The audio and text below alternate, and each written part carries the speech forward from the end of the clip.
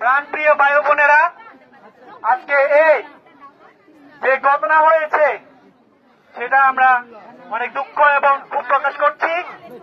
আজকের এই দর্শকটা যে সেনার সামনে এখনো কি পাহাড়ে দিয়ে রাখতেছে, ওরা সেনা মানে কি ওই দর্শকটাকে পাহাড়ে দিয়ে রাখতেছে।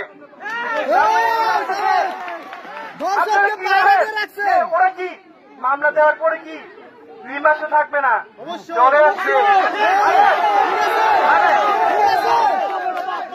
কারণ আপনারা আমার থেকে বেশি বুঝেন, বেশি জানেন, কিন্তু দেখবেন যে এই পাহাড়ের আমার বোনের প্রয়োজনের এই সুস্থ বিচার হয়েছে।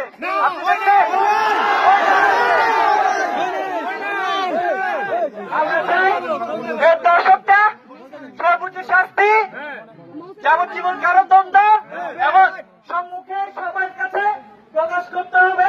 এটাই দর্শক যেন কারাগার থেকে বের হওয়ার পরও সবাই জনগণ যেন বুঝতে পারছে দর্শক, তখন আমরা ধরে মানে মেরে ফেলার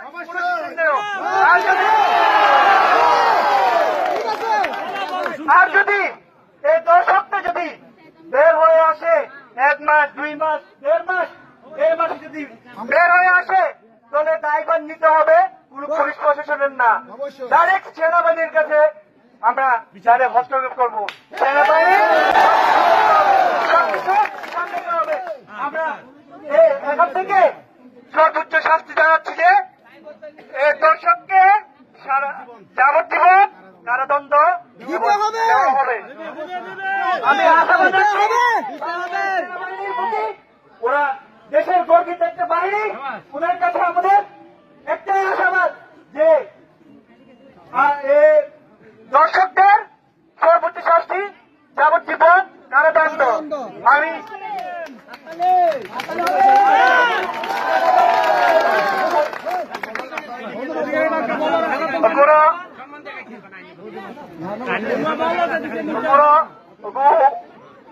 দর্শক tadi di sebuah musukri wala kami dito ayo pa alam krabo